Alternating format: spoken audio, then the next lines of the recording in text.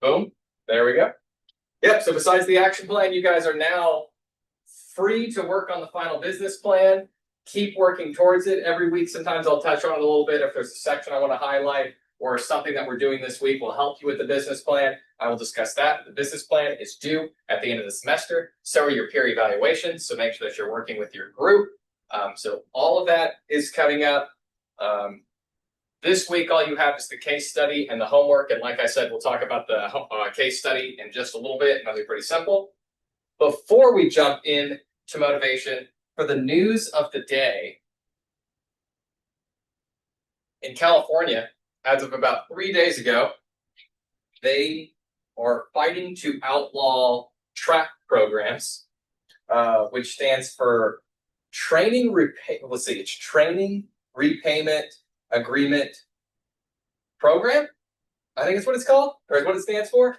But essentially, right now in California, what they can do is if you are a nurse or you're in aviation or if you're a truck driver, any sort of position that requires specialized training, sometimes, like if you want to be a truck driver, you could apply for the position, you get the position, they will pay for you to get all your training and your licensing and everything.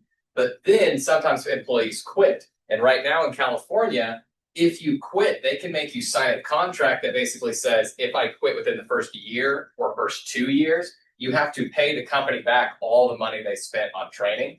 That's how it stands right now. Some instances of it, even if you're fired, you have to pay back all this training. So companies have been using that. So basically, if I want to be a truck driver and I go sign up and then I go get all my training and I work there for 2 months and then I leave, I have to pay them all back. They are trying to outlaw that. I think they will successfully outlaw that. It's kind of crazy the way it works. And what we're seeing right now with it and like the academic side of it is why we're like, you should outlaw that stuff. Is because what you're getting is you're getting employees that are, employees are most likely to leave your organization at a few stopping points. The first one is within the first 2 weeks. So the first 2 weeks at your company is kind of like a shock.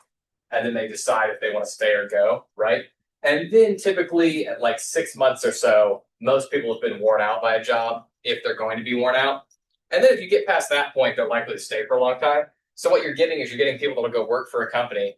They get their training paid for. And in the first 2 weeks, they're like, oh, this job is terrible. I cannot do this. But they cannot leave because the cost of paying back the company is so high. So you have people that are just miserable in their jobs who have no motivation to do the work, and the performance is super low. So honestly, we argue as academics, you're actually hurting your company more by trapping people in your company in this way than you're losing in training, because most people won't get training and then just leave. It would be better off to spend your money up front to make sure you're hiring employees initially that are going to want to be there and that you know won't leave after the training than forcing them to pay you back. So that's what's going on right now. It'll be interesting to see what happens with that. I'm guessing trap programs are going to be eliminated, but we'll see. That's one of the things that's hard. That's why, like I was preface, I'm not a legal professor, because the laws vary state to state in so many ways that really matter for my field that sometimes it's a pain. And I will tell you, the states that are the most different is mostly California. Like everything I learn about everything, California does things just a little bit different in a way that makes it hard. I gotta close this. Boom. There we go. Hope everybody's doing good, by the way. Jack, did you do anything for fall break? I worked. Me too. Me too. Do anything for fall break? No. Work. I'm human. Do anything for fall break? Work, and yesterday I went to watch Black Phone. Went to watch what? Black Phone. Black Phone? Yeah. Oh, that's right. We talked about that. Yeah. We actually knew that. I did my fall break over the weekend. Yeah, see? Took a little weekend trip instead. I didn't really do anything for fall break, but my wife and I's anniversary is Thursday, so I think we're going to do something this weekend, maybe. I don't know. I need to find a fine dining place in Tulsa. Let's see. 5-year anniversary? 4-year anniversary. Actually, we've been together for a long time, but only married for 4. All right, we're jumping into motivation.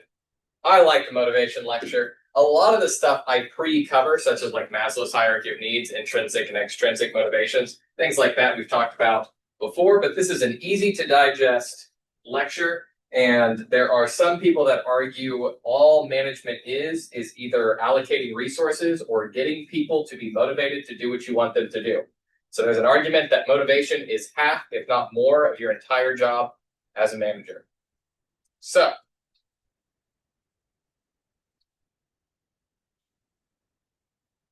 motivation essentially leads to performance, which leads to outcome, which leads to satisfaction. Now, very importantly, when we study, when we're talking about like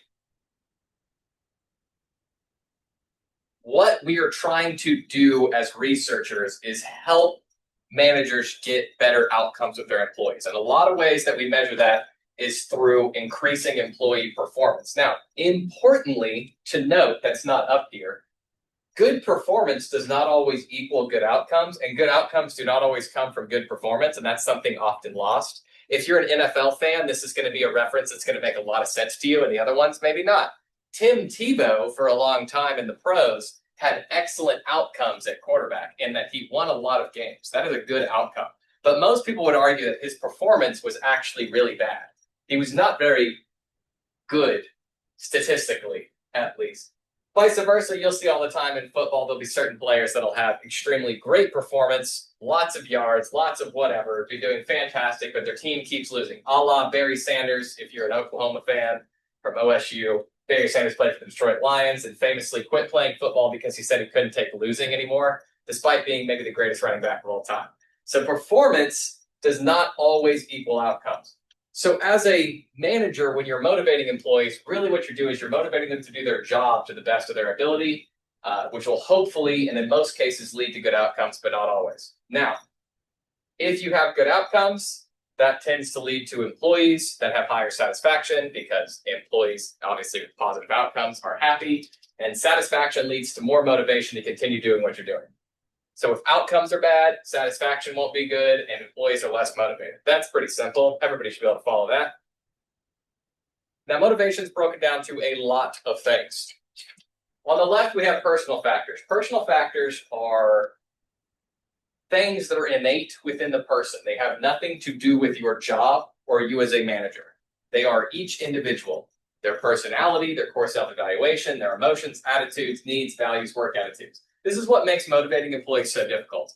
Because when I say, what's the number one motivating factor for employees? The best thing would be, everybody says, money, right? Money is the best thing to motivate employees with. But that's not always the case, and it's not always that simple, and it can get more complicated.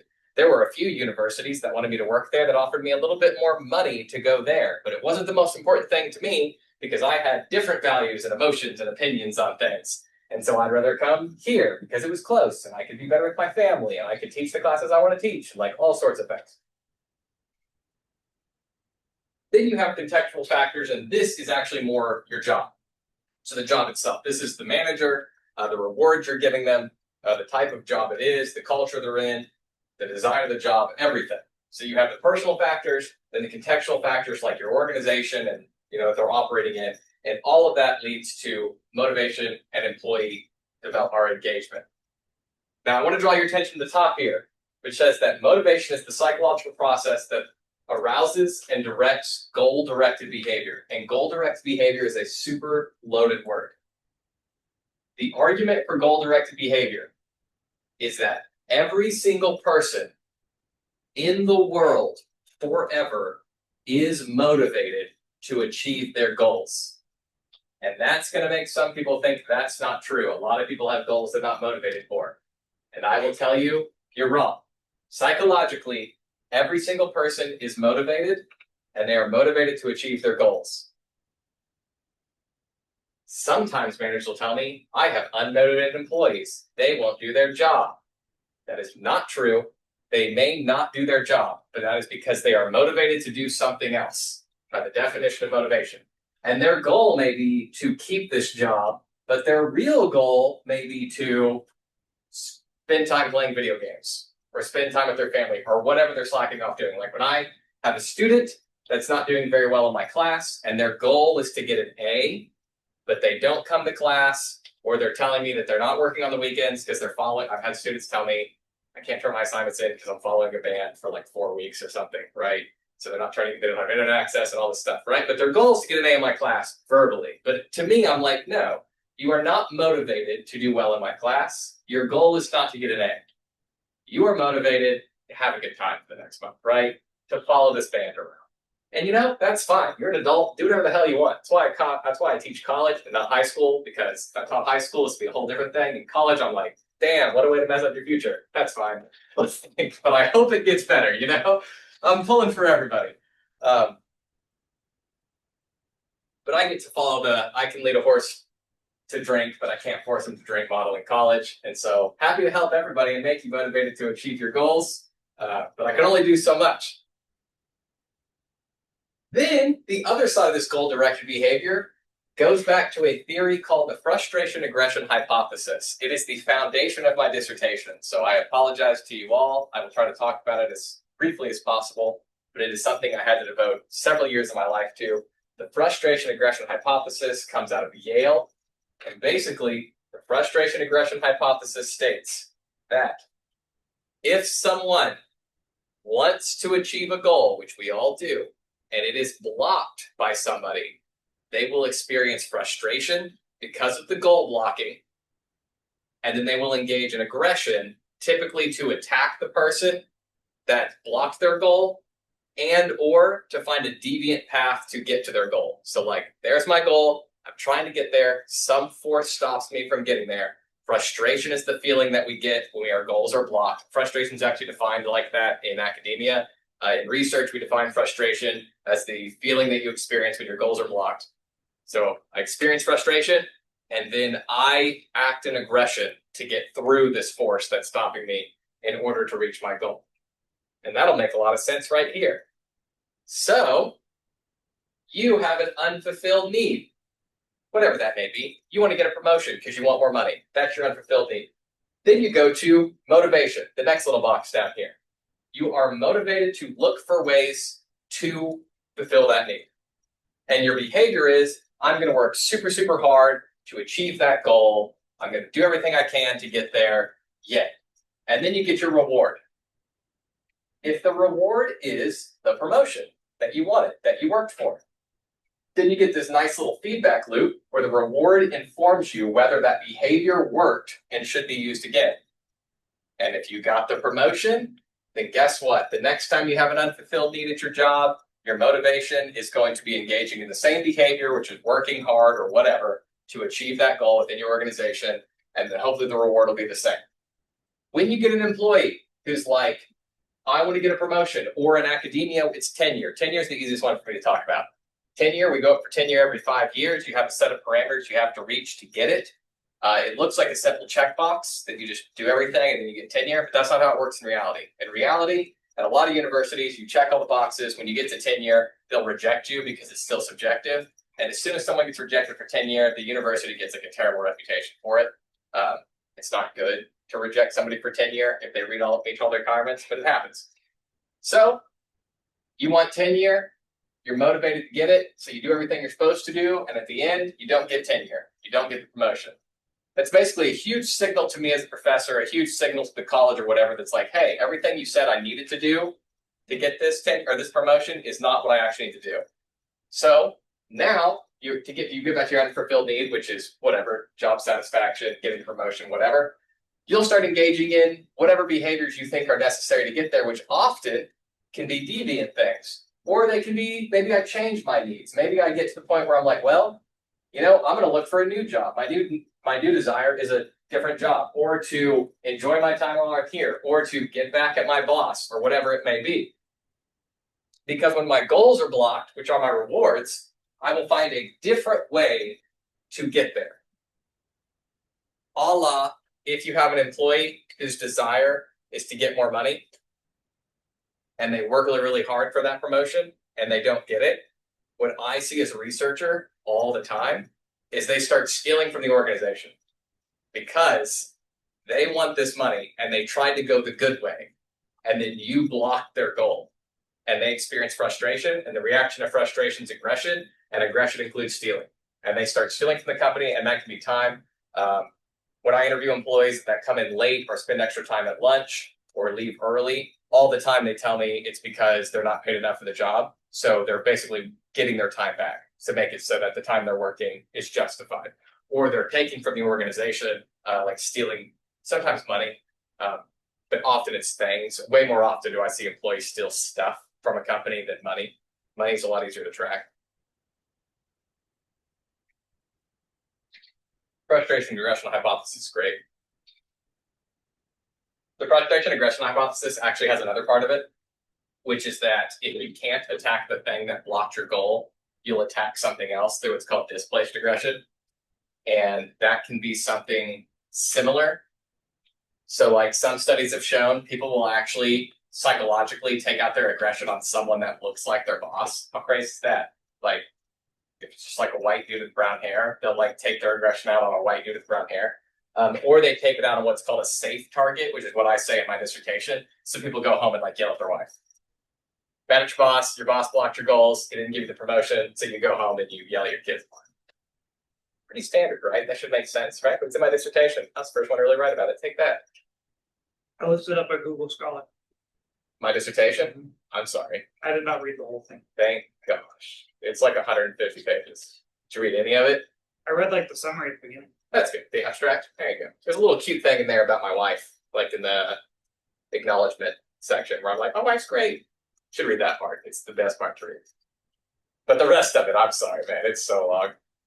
That was pre-AI. There was zero AI use in that paper. That was before ChatGPT could do anything.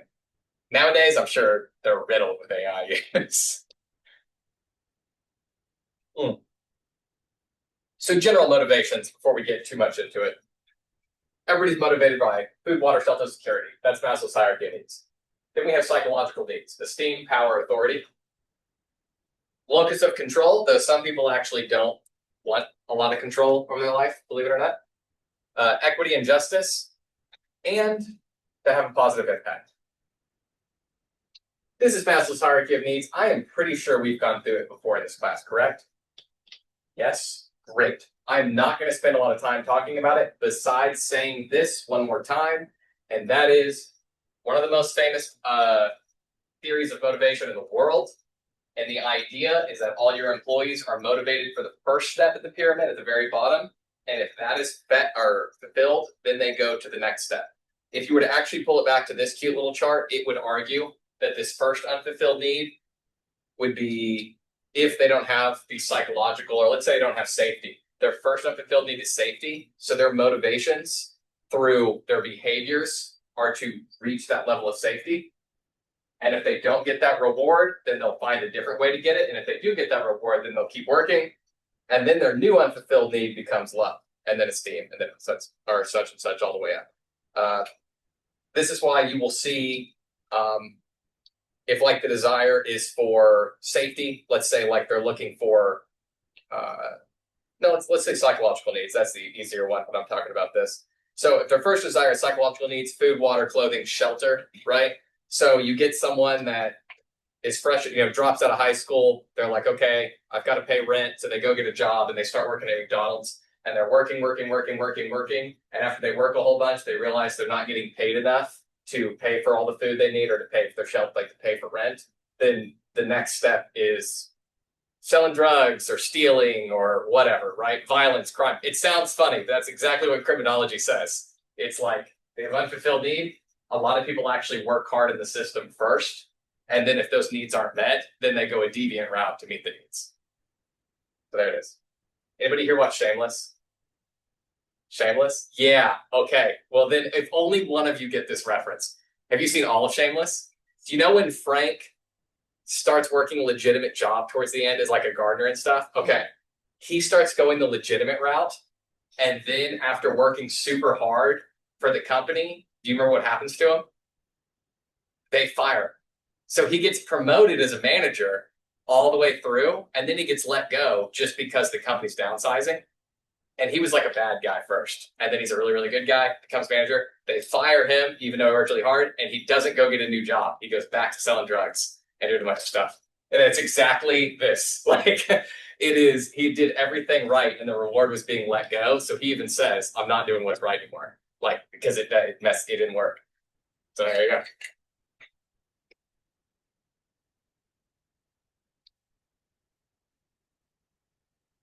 Like they'd have failed me on my dissertation, Bill and Ark. That'd have been it, man. I think that was the last time I remember, second to last time. Last time I really cried, I think, was my son was born, and the time before that was when I passed my dissertation. I was like, ugly crying. I was so happy to be done. There's another theory called the 3 innate needs. I can't actually target this to a single person because I'm pretty sure it's been discussed by multiple people. The 3 innate needs says that people are motivated for competence, autonomy, and relatedness. Relatedness is one that you've already seen. Relatedness is just love on the last page. It is just relationships.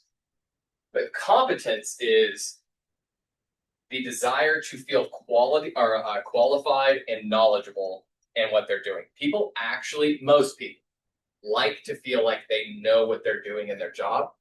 Imposter syndrome is when people feel like they've got to a position that they didn't deserve, or they're not actually skilled enough to do it, and it's very, very real. And it actually even like leads to things like depression, anxiety, and even like suicidal thoughts. It's that powerful. Imposter syndrome is, and employees, even if they are good at their job, want to feel that they are competent. My wife struggled for a long time when she got into her field because she had not gone to college and it was completely out of left field. She like fell into this position and like worked her way up the corporate ladder. But she will tell you she did not really enjoy her job until she had been in it at the top level for a long time. And then she felt like she knew what she was doing. And then she felt much better. Our PhD as professors is a nightmare because when you get in, they like tell you how it's going to be super hard and you're not going to know what you're doing, and that's okay. And no one can prepare you for how incompetent you feel. Because academics aren't necessarily smart people. They were typically good at college, like books. And then when you go to the next step of college, you're all of a sudden bad at books. Everything's so hard. And so you don't feel competent. You don't have that need. So it's hard to be motivated. And then the next is autonomy. Most people want to feel like they have the freedom and discretion to basically do what they want, how they do it. That is most people. Some employees prefer to be given strict outlines about exactly what to do and operate that way. They don't want a lot of autonomy in their job, but 3 innate needs is actually not related specifically to organizations. It's a psychological theory of people, and it argues that every person wants autonomy in their life. So autonomy in your job, not everybody wants. But generally, everybody wants autonomy in their life. Very few people want to be told where they have to live, what they have to do every day, all that stuff. That is the number one reason I picked this field, was autonomy. Number one. Now, as managers, motivating employees, you'll notice rewards at the end here are mostly what you get to do as managers. You are giving them rewards to motivate employees. That's basically what you're doing. You can also punish, which we'll talk about, but rewards are primarily what you're doing. This is a reinforcement. The idea being that if they engage in a good behavior, they work hard for the promotion, do everything you say, they check off all the boxes for tenure, then you should reward the behavior that you want, and that reinforces that behavior. That's all reinforcement theory says. It's how you raise kids. It's how you raise animals. You give them the treat when they do what they're supposed to do. Except babies. Babies, you just have to say no. I don't know how you reward a baby. You know what I mean? Because you have to give them everything anyway. You just have to say no to things. Oh, my son, for the first time the other day, every baby does this. For the first time the other day, he's 10 months old, gave my wife the stiff arm no. Like the push away no. Oh man, I shut that shit down immediately. I did not stand it. He's a baby, but I'm like, we don't push. And you set him down and you look at him. And then you just can't engage with them. And then I have to tell my other two kids, no, you can't play with them for 20 seconds. He has to know that that was wrong. Sorry. It was an event the other day. It's a good parenting idea. I think, yeah, they tell my wife's always said to do that. If a baby does something you don't like, you tell them no, and then you stop playing with them for like a minute. Not a minute, like 10 seconds, just like an abrupt stop. He used to bite people, and he doesn't do that so much anymore. And we had to do that a lot. As soon as babies get teeth, they just bite everything. So reinforcement theory, the cuter way to say it and the easier way is what, the shorter version of what I just said, suggests that behavior with positive consequences tends to be repeated, whereas behavior with negative consequences tends to not be repeated. Whoa. Dr. Skinner out here with the revolutionary findings. Revolutionary at the time, man. So this is where we have positive reinforcement, negative reinforcement, extinction, and punishment. I've talked about these a little bit, but not broke them out like this. So positive reinforcement is where you only reward desirable behaviors.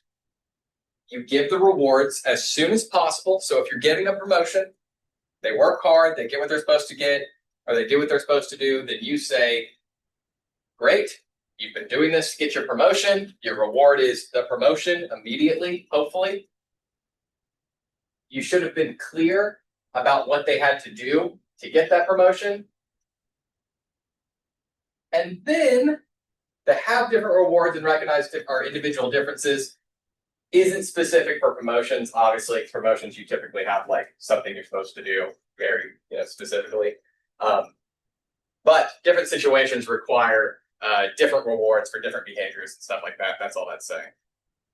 And then you have punishment. Punishment is punishing undesirable behaviors. The idea that if someone does something that you don't want them to do, then you punish that behavior. What is important about this right here is they are engaging in the behaviors. Someone engages in a behavior, you like that behavior, so you reward it. They engage in a behavior, you don't like that behavior, so you punish that behavior. The best way, if you ever have to punish an employee through like a PIP, or you got to bring in HR and have those fun talks, you got to write them up. The best way to do it is basically two things. Well, I'm going to give you three. One, you need to be super clear up front about what's going to be punished. That means you've really got to have the rules of conduct written out really, really well. I'll allow my syllabus. I'll allow when you sign a contract, all the rules that you're supposed to have. When you do like your onboarding employee meeting, if it's over Zoom or in person, you make sure that all the notes are taken by, now we have AI that does it for you. It's awesome. Write up all your notes during a Zoom lecture or a Zoom meeting. Then you send that employee those notes, all of that, because you want the employee to have in their hand exactly what is expected of them and exactly what, if they do this, you will be punished in this way.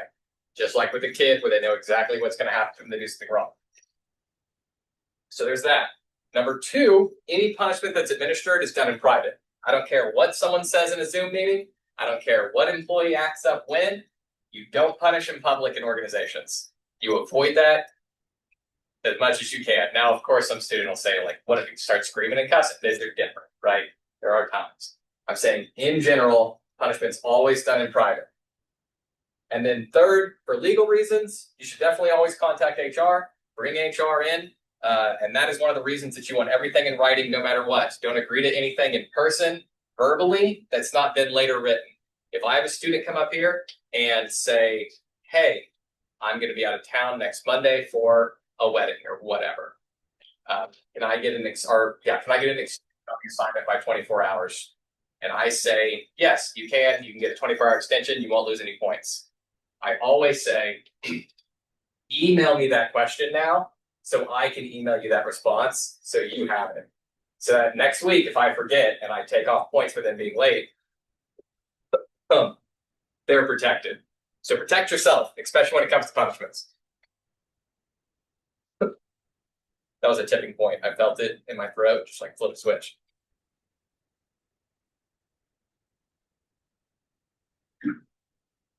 I'm not going to dive a whole bunch into all these, but these are popular incentive compensation plans. These are just interesting ways to reward people. I will say we have done such a good job in our capitalistic society of finding ways to motivate employees through complicated reward systems, right? Like people use the word stock options all the time, and I found that a lot of students don't know what stock options are. Jet, not to put you on the spot, you know what a stock option is generally? Mm-hmm. Yeah, generally. Okay, great, there you go. So stock options is a broad term. It's not necessarily like one specific thing. So like my wife got stock options generally when she got a promotion. It was her company basically would allow her to take on 70,000 shares of Granicus, but they valued them at $1 a piece, even though they're worth a little bit more. And then the way it works is if her company ever sells or the company ever gets to 2.5x what she got them at, she can sell them. And so we have 70,000 shares at $1. And if they ever get up to basically $200,000 worth of shares, we can sell them off and just get that money, right? And that's our stock options. Now, another way companies will do it is, and this is pretty similar. If you sign on for a company, they may say, okay, our stock evaluation is $2 a share. We're going to give you favorable stock options in that you can buy up to 200,000 stock of our company at a discount rate of $1 a share, right?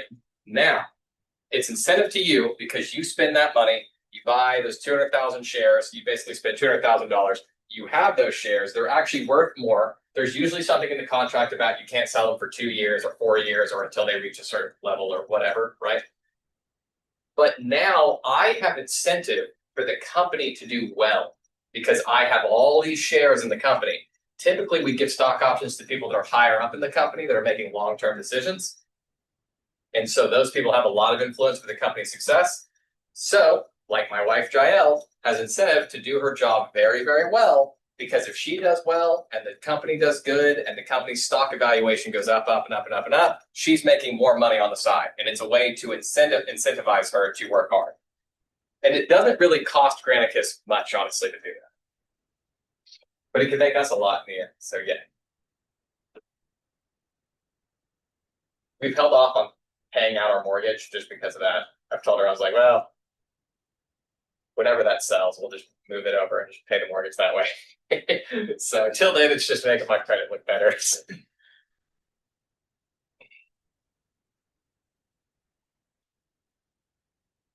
That's why you have sales commissions on there too. Sales commission. That's why they highly competitive sales jobs like selling cars. That's why they do commission.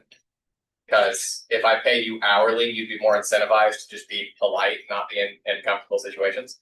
But if I pay you per car sold, now your motivation is to sell that damn car. It's remarkable to me how much car salesmen at the right dealerships can make like a lot of money. Like a lot of money. Any luxury dealership, you're making bank. Yeah, it's crazy. Too stressful for me. Not enough guaranteed paycheck. But I get it. I think I'm the best person to buy cars from because to sell a car to, because when I go in, I know exactly what car I want. We always pay in cash, and I just want it done. I like move in. I'm like, I looked this car up. It's the one I want. Let me drive it real quick, and then let's go pay for it because I want to be out of here. They make more money finance though. Oh, I know, and I never will. They can go to hell. I paying it right out the door every time. Another way we can reward employees, positive reinforcements, are things like work-life benefits. This can be things like flexible time, vacations, sabbaticals here in my academic world. Expanding skills. This goes back to the trap thing about giving training. Sometimes they motivate you for getting certain licensing. Guys, keep going back to my wife. My wife works with a lot of project managers. She used to be a project manager herself. And project manager has I think it's PMP license. It's kind of expensive and it takes a little while.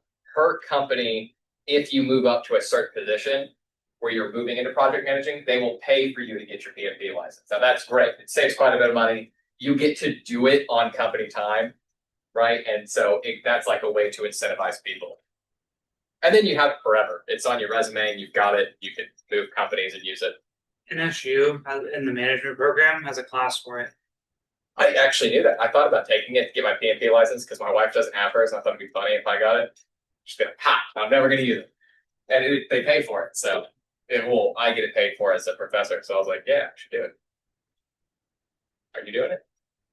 It's my capstone senior project. Great. You should tell me how it is.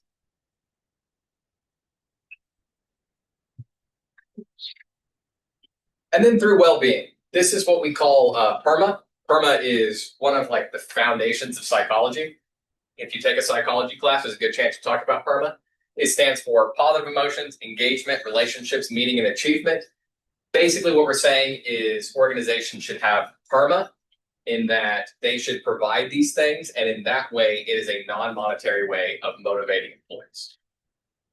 I'm not going to spend the time on it today, but I actually do have a study I pulled which looks at the PERMA model and well-being of undergrad students, and it's kind of interesting. So I encourage you to go look at the slides, and you can read this if you want.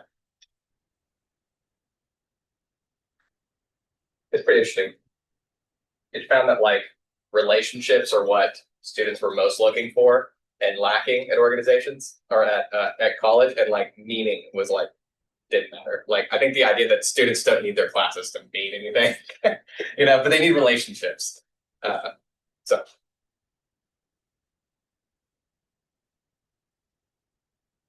that's what we just talked about. Oh, I didn't talk about. I guess I didn't put a slide because I don't really need it as much for extinction and punishment, but I'll talk about it really quick here. Extinction. So we just talked about positive reinforcement and negative reinforcement, which are both the idea of strengthening a behavior, but we also have extinction and punishment. The only thing I really want to point out is like extinction is basically completely ignoring somebody. So if they do a behavior, you do it with kids all the time. If they do a behavior that you don't have to punish, but it's not desirable, you just don't engage in it, right? Like making inappropriate jokes in the Zoom room, that happens all the time.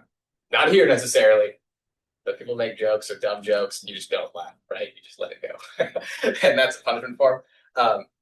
But I should have used this more specifically. I'm using punishment and negative reinforcement interchangeably too much, and I shouldn't be. So please listen to me as I clear this up real quick. Punishment is when you give someone like a pip or you do something to like negate this negative behavior, like I'm doing something bad to you. Negative reinforcement is typically when you take something away that's bad to strengthen a behavior. Did I talk about it was a factory that they had to do training every 6 weeks, and then if they had no accidents, yeah, that's negative reinforcement. It's like everybody hates training. You have to do training every 6 weeks. It's considered bad. But if you don't have an accident, we reinforce that. It's negative reinforcement essentially by removing that training, and then it enforces the behavior we want.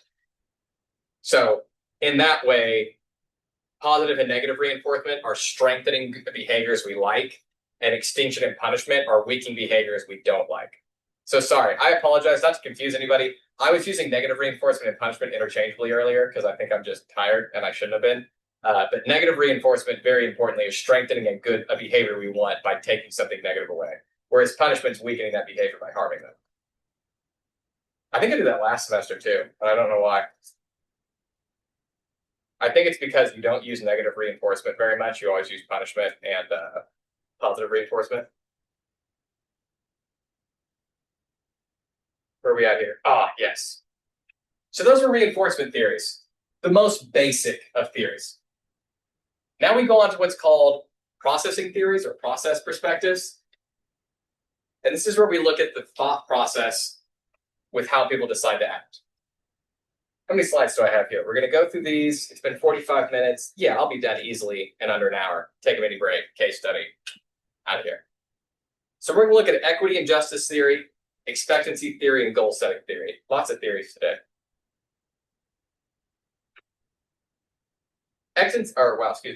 Equity and justice theory. This one's easy. People are motivated for outcomes to be equal and for there to be justice, and however they think it is. Interesting enough, equity and justice is inherent in the human psyche. You are basically born with it. One time, when my daughter and son were very, very young, I'm going to say like 4 and 7, maybe 3 and 6, we had a bunch of blackberries. Berries are expensive. Berries are expensive. And my daughter was like, can we have these blackberries? And my wife said, yes, divide them into 2 bowls for your brother and for you, that they're both equal. She said, okay. And she took the berries and she divided them into two bowls. And then she came back, and my wife and I counted both. And she had taken 1 bowl and she gave the other bowl to her brother. But there was an accident. There was 1 extra berry in one of the bowls because we had an odd number. She thought there was 16 in her and 16 in her brother Evan's. But she had 16 and her brother Evan had 17, right? One more. And we said, oh, no big deal. You gave your brother an extra berry. It's fine. And she said, go to hell, right? And she was like, no, this is unfair. And we were like, well, what do you want us to do? And she's like, take that berry away. And I'm like, well, where's that berry going to go? She's like, you guys eat it. And I'm like, I don't want to eat that berry. I was like, why can't your brother just have it? She's like, because that's not fair. And I had to look at her and say, you thought you had 16 berries at the beginning of all this, and you still have 16 berries. Why does it matter that your brother has one more berry? She's like, because it's not fair. And then I said, if somebody knocked on our door and said, hey, I'll give you guys $10,000, and I'm going to give your neighbor $1 million, or I'll give you $5,000 and your neighbor $5,000. What would you choose? And she was like, $5,000 each because it's even. And I was like, I'm about to burn the house down. And that is because equity and justice are actually innate in the human psyche. Employees all the time want it no matter what. And we're really good at rationalizing it. If you're sitting there and you've got a coworker that works really hard and you think you work pretty hard, right? And that coworker gets promoted and you didn't, your immediate thought, and I promise your employee's immediate thought is, this isn't fair because I worked hard. Even if they're wrong and you can prove that they're wrong, it doesn't matter. And that is something you'll just have to do. Equity and justice is innate. People desire it, and you do your best to make the outcomes fair, but also to appear fair. So that's why we want as objective measures as we can, so that we can have objective results. I will tell you as a coach, it was much easier to coach track and deal with parents than to coach gymnastics and deal with parents. And I think that's because, one, gymnastics is kind of a Richie sport, so I was dealing with Richier parents that can be a little more complaining. But two, gymnastics is subjective. You are judging things visually and giving them scores. Track is a time. My 4 fastest men, my 4 fastest women ran.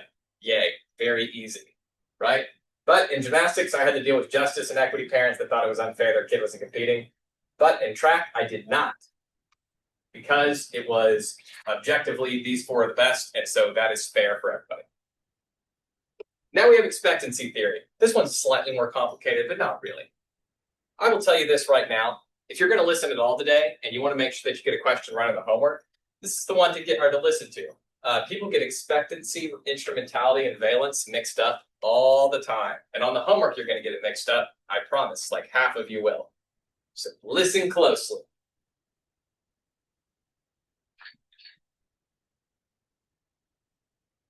Expectancy theory says that people are motivated to get 2 things.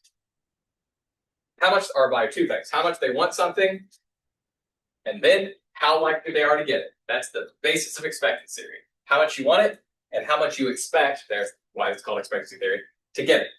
And it's comprised of 3 elements. Expectancy, which is the belief that a particular level of effort will lead to a certain level of performance. So if I work this hard, I will reach this performance level. Instrumentality, which is the belief that successful performance of a task will give me the desired outcome. And then valence is, do I want the outcome? Okay? When I worked in Stillwater, I had a friend that worked at a clothing store, like a retailer, and that retailer needed people to work on Saturday. No one works on Saturday in Stillwater in the fall because it's OSU football, and no student wants to work on Saturday. So her employer sent a message out to everybody and said, hey, will you come in 8 a.m. to 5 p.m. on Saturday? You'll get your normal rate, like what I normally pay you, but also anybody that comes in will get a Starbucks drink on me. That was like her. Now, I will tell you that everybody, the expectancy of, do they believe that they can come in on a Saturday and work those 8 hours? And the expectancy is met. Yes, everybody, all of our employees believe they can do that. Performance or instrumentality. Do they believe that if they do come in and work 8 hours, that they will get the desired outcome, which the outcome is the Starbucks card. And they all probably trusted their boss, meaning they believe that if I come in on Saturday, she will give me the Starbucks drink. So instrumentality is met. Valence, how much value do they assign to this outcome? They do not. No college student who's getting Starbucks every day anyway, is valuing the $7 Starbucks drink to give away their Saturday, even though they get the average, right?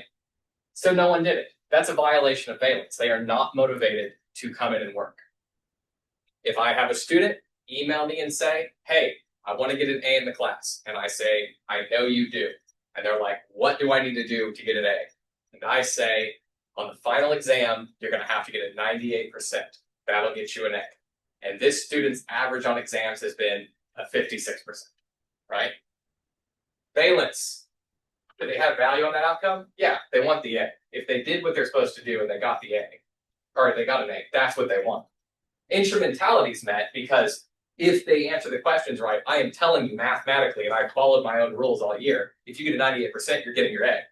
Okay, so they have instrumentality and valence, but they do not believe that they can put in the level of effort to actually get that 98%, so they have no motivation. And so it's literally a 3-step process.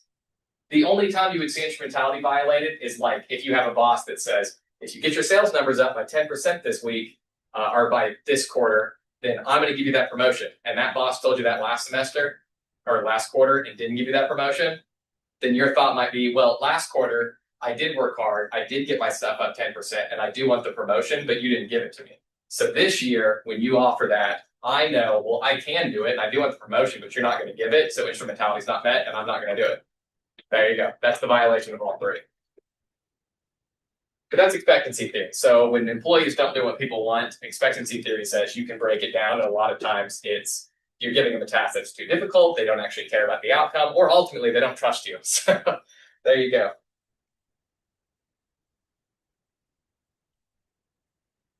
This is a chart from a different textbook that explains expectancy theory if you want it. I don't know if I can legally put that chart up there. I think I recreated it myself. Sometimes I do that and I shouldn't do that. But like a lot of your figures, if I have them in another textbook and I like them, I remake them in different colors. And I'm like, I'm using this one. The last one's goal setting theory. And this one we don't spend as much time on.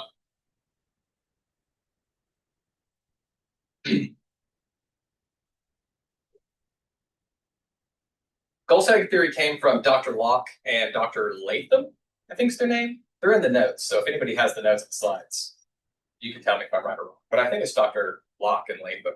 Edward Latham? Or Locke, I mean. Anyway, they developed theory. They basically said that humans naturally set goals and they strive for them, basically. It's another thing like equity and justice in that it's innate, it's something people do. And we say in motivation, the best way to motivate employees, or one of the best ways to motivate employees, is to set goals for them and then have them have at it. Goals are important because they direct people's attention. They tell them exactly what you want. And as always in life, it's actually good to have small goals along the way to big goals because people really celebrate little achievements along the way.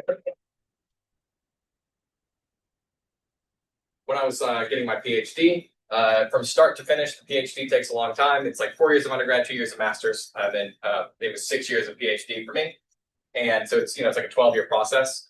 And I finished my master's degree, and I remember my parents had a celebration for me, right? They were like, we're going to have a little party. And I said, I don't want to have a party. My mom was like, it's important you have a party for your master's. And I was like, no, that's dumb because I want to get my PhD, so I don't feel like I'm there, you know?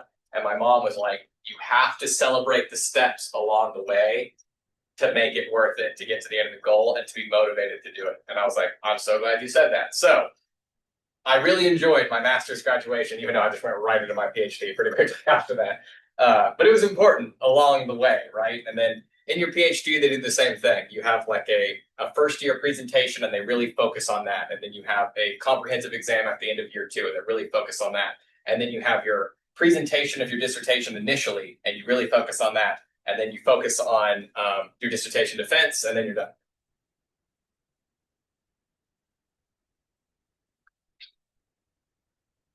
So all those little goals that I set along the way are to direct my attention to the ultimate goal, to keep me persistent working towards the goal, and to give me small wins along the way. We're not going to talk about stretch goals because I disagree with them, but I will explain why I disagree with them. I should right now. Okay. You all know what SMART goals are, right? We've talked about them before. Good. Specific, measurement, attainable. What was the T is timely. R is, why am I blanking on R right now? I'm doing this off the top of my head. Specific, measurable, attainable, relevant, that's what it is, and time-oriented. There we go. Do you know what SMART goals are? Do you know what SMART goals are? Roughly? Yeah, okay. But maybe I should say them really quick. SMART goals have always made me mad because in my field, it's common to put your name on a theory. Maslow's hierarchy of needs, Machiavellianism, right? My last name's Smart. SMART goals have ruined that for me because I can't name something like SMART theory because everybody thinks that SMART goals is a theory. And so they've ruined it for me. My cool last name is doomed. But SMART goals says the way you should set goals are, first off, they have to be specific. So be very, very specific with your goals. They have to be measurable in that it is something I can actually measure. They have to be obtainable, which goes back to expectancy theory and the idea that it has to be something I believe I can do, not get a 98% on the final. They have to be relevant in that the goal has to actually help the organization. The employee has to see why this matters. Telling your employees to turn their camera on during Zoom, if you don't explain it so that I know you're engaged or whatever, sometimes employees, I saw this today, sometimes employees are like, that's a stupid rule. Why? Why is that a goal? So you have to explain why it's relevant. And then time-oriented, meaning that you set a specific time for it. So time-oriented is do this Friday.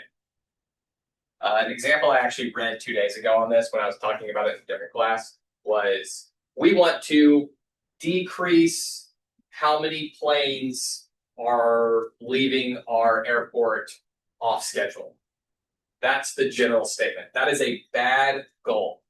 That is not set well. If you say, this week, we want to decrease the number of planes that leave our airport off schedule by 10%. That is much better. We can all see relevant, like the relevance of that. You know, planes leaving on time is good. It's more specific. It's measurable. You can actually count the planes. You know when they leave. It's obtainable because 10% is honestly not that drastic, and it's time oriented. It's this week, right? I actually think the original example said within 15 minutes of a departure time, but whatever, you get it. Now, the reason I don't like stretch goals, but as a good professor, I have to talk about them. This is my opinion. Okay, I'm opinioning now. Everything else has been theory and real. This is opinion.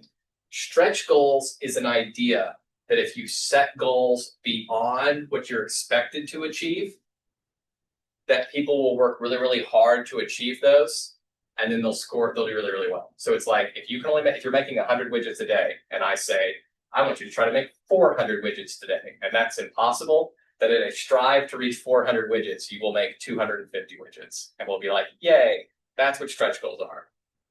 I have always disagreed with that. I've always felt that it's contrary to expectancy theory and to SMART goals, because SMART goals say things need to be attainable, and expectancy theory says that you have to believe that you can actually achieve that level of performance. Some people argue that it's not that way. I actually don't fully understand their theory into why one is stronger than the other, but I've told you all, and you can now know. And there you go. But that was my opinion. That was the Dr. Smart opinion on stretch goals, and it should not change your worldview about anything in that regard. But I'm always clear to separate my facts from my non-facts. We already talked about job design, so we're not doing it. Everything I was going to say about job design, I've already said in this class exactly. So what we're going to do now, did I finish before? Yeah, by 1 minute I did. I was watching the clock. Were you? I keep it on my phone, and I try to. And I when I do lectures, I know how long I spend per slide, so I have like a general idea, and I actually add like 5 to 10 minutes in my lectures for the fact that I talk or tell, like if I think of another example. But we're going to pause for only 5 minutes here. We're going to come back. We're going to talk about the case study, work on it a little bit, and then we're all going to go home and we're going to watch the Bucks versus the Lions, I think. 7-0 first quarter. Lions are winning. 5 minutes, guys. Quick. Now, admittedly, there's one thing I'm missing in this case study that always makes it hard for me to talk about. And that is, I am unsure, and I've looked it up, of exactly what a draftsman is compared to an architect. Well, wow, architect. Draftsman. They design the steel for the structures in 3 and 4D modeling. Okay, but that's different than an architect. Yes, How much different? because it's like the difference between like a nurse practitioner versus a doctor. Okay. Like one can prescribe or give prescriptions. One can. That was my understanding of it, roughly. So that helps me. I wanted to make sure. Because that actually matters in this case, because he has a problem with the architects. And they put in like the specific measurement. So the architect can design it, but the draftsman like puts in the specifics for it. Got it. So like the dimensions, the measurements, the down to like the 30 something of an inch And I bet they don't like each other sometimes. sometimes. Yeah, it's like I've got a lot of nurse friends for some reason, and some of them love the doctors they work with, and some of them are like, I can do their job better, you know? So I understand. All right, so this case is interesting. I will say this. This is kind of a generally common occurrence. Some employees come into companies really, really hot, working really, really well. We can get a lot of the psychology of that about like new environments. Sometimes people stay motivated for a while before they lose motivation. I have a friend I don't think I've talked about before who's actually one of those nurses who goes from hospital to hospital and tends to have a really good first 3-4 months at that hospital and then gets tired, burned out of the people they're working with, doesn't like it anymore, and then moves hospitals. So this person coming into here with mediocre recommendations from the previous employer, however, performing extremely high in their position at the beginning, is not that uncommon. So it is something you're going to face, and it just is what it is. So this person comes in with lots of experience, or not lots of experience, sorry, 35 years old. 12 years of experience is pretty solid. For architecture firms, I can't tell you if 4 and 12 years is a lot or not. That's 3 years, 3 years per architecture firm. However, that's actually longer than average tenure for an organization, but I don't know if it's long for this. So like in my field, that would be a big red flag because professors don't go through 4 schools in 12 years. That would be a bad indicator. But I don't know about this. But it's moved through several firms in 12 years, does really, really well at the beginning. But then, lo and behold, after all this high quality work, it seems to start going down. Stop volunteering for the special projects. That is a OCB, so organizational citizenship behavior, people going above and beyond their job. That is something we see only in highly motivated employees tend to engage in OCBs. Making all sorts of suggestions, using in-depth practical knowledge, all sorts of great things. Then it starts declining in the last few months, so the last 3 months. This isn't a bad week. That's something else I have to tell managers from time to time. If you have a really good employee and they have a bad week, that sometimes means exactly nothing. And just let it go. A blip that doesn't even exist, right? Something that people struggle with, and then you'll have bad bosses that call that back all the time.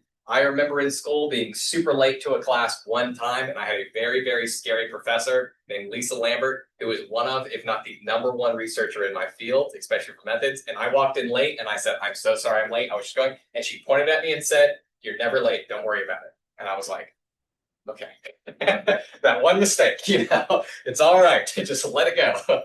But this isn't that. This is 3 months. That's a quarter. That's a long, long time. What we overhear is things such as no one around here respects my opinion. I'm just a lowly draftsperson, which is what our draftsman, see, draftsman still seems like a gendered term. I'm surprised it's not draft person at this point, but whatever. So people don't, and then he says hotshot architects, so maybe he's got some problem with them. Talks about not being paid enough, talks about his wife having to get another job, talks about having to be a father, so now we've got these stay-at-home stresses, stress with his wife. and then paying a mortgage in Seattle, which I can only imagine Seattle is very expensive. Seattle is definitely a top 3 city I've ever visited as far as beauty goes, but also the #1 city I've ever been to the stars to walk around at night in. It's scary. You ever been to Seattle? Been to Seattle? It's beautiful, but at night it's terrifying. I don't know. Not very lit up. High homeless population in downtown. It's Lots scary. of water, Lots of water. lots of rain. Also, the best seafood I've ever had and the worst hamburger. So, Seattle. Go Seahawks. So identify I'm going to kind of talk about these 3 questions and what you all could kind of discuss or answer here to help you in your actual case study. So identify plausible performance problems. This is a question that originally was written by the book, and I'm not actually a huge fan of how it's written. Identify plausible performance problems. What I really mean is I want you to identify what do you think is causing the problem. That's what I want. What is causing the problem for them? It appears that it may be because he keeps indicating his home stress with his wife and being a father and paying rent in Seattle. I would argue there could be stuff happening that you don't know about, especially if this is a reoccurring problem. There could be at-home problems. This is an iffy area as a manager because you cannot ask about those things directly ever. Can't ask about marriage, can't ask about kids, can't ask about whatever. Okay? You can in friendly conversation, how are your kids doing? Blah, blah, blah. But during a performance meeting, you can't say things like, are you having problems at home? Is that why you're not working so well? Like, it has to stay work focused. They can volunteer that information, but you cannot ask that. But my mind would be, it's something to do with that, if that's what I've overheard. And that would be a very difficult line to toe. And you're just going to have to rely on your soft skills to do that. There also seems to be something about when he says, my opinion's not respected, and then he says the hotshot architects, this could be something you can address, which means that his opinion is not being respected and that the architects are actually belittling him. That is definitely a real possibility. He could be in the right here.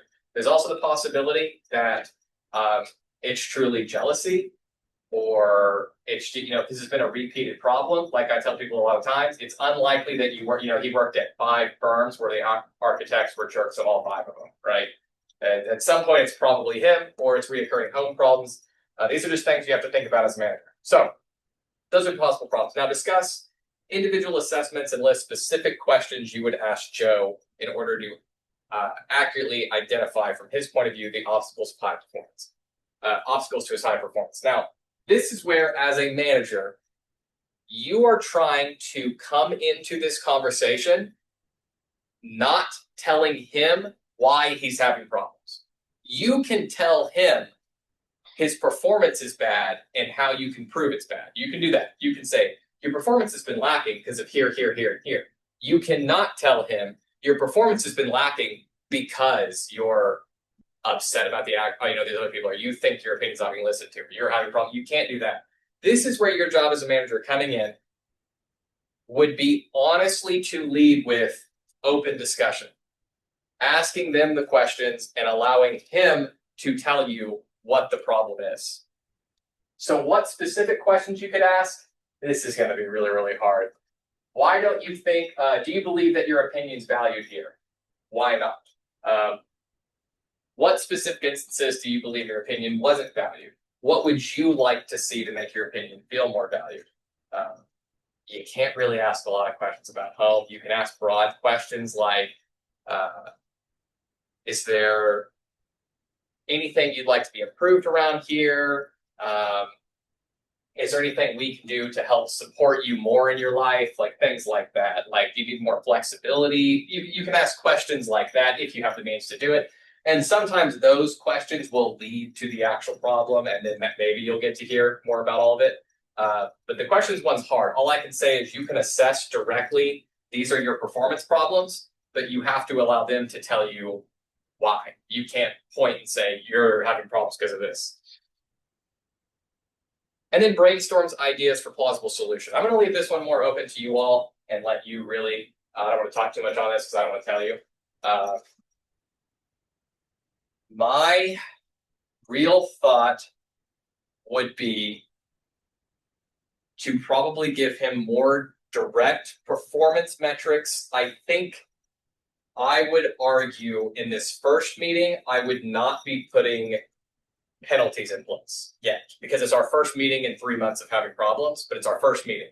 I would probably say something along the lines of, let's try to achieve these goals and we're going to re-meet in a month and check up on those, because now I've set the seeds in place where I can say, I gave you direction.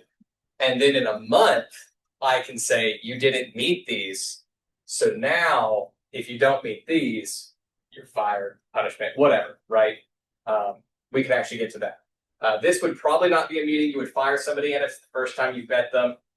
May not even be the meeting that you set the PIP up, but it can be the meeting that I say, let's set metrics goals. Let's talk about this in a month and then go from there. Now, based on your answers to question 2, that could also change a lot of these solutions. I feel like my ideas aren't being heard. Maybe you have to open up some kind of avenue for him to at least voice his ideas. I have found that a lot of people just want to be heard, not necessarily their ideas be followed.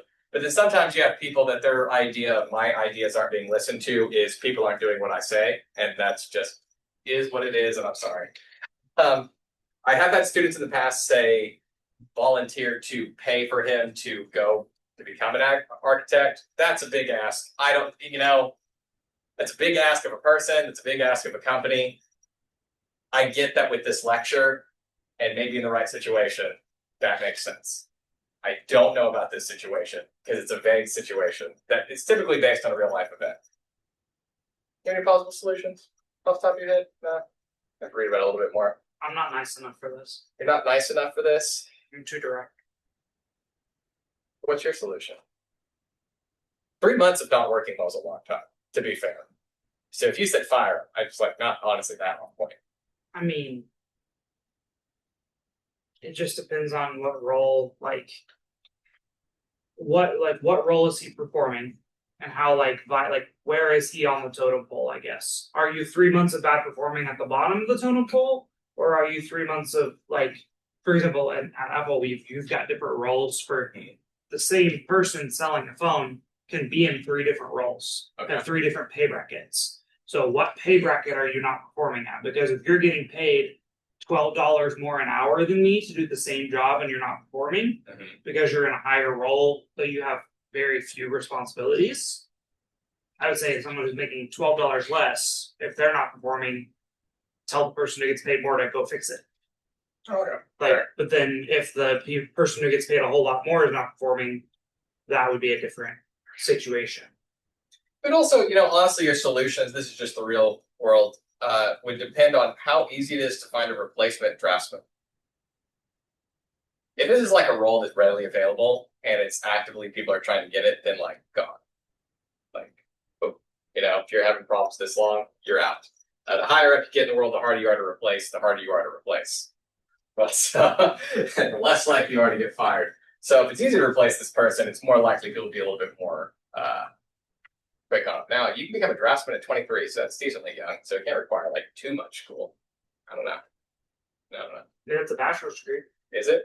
Is it? It's not. It's not? No, I got you. Somebody ChatGPT this. 23 years old, it's not a bachelor's degree? Oh, I think she means being a draftsman. Yeah. Oh. Yeah. Being a draftsman. Oh, okay. Yeah. But that's it for the case study. If you're my MBA, you actually have additional questions. So sorry about you, but you got it. You'll be good. But that's it. Before 7 o'clock, that was my goal. My voice held up for the most part. I'm going to hang around until, and I have a lecture question, in case anybody has any questions for me. Your question of the day is, what is your primary motivation for your current job?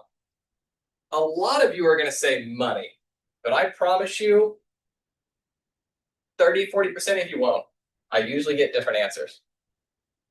My primary motivation for this job is, honestly, if I could pick the one,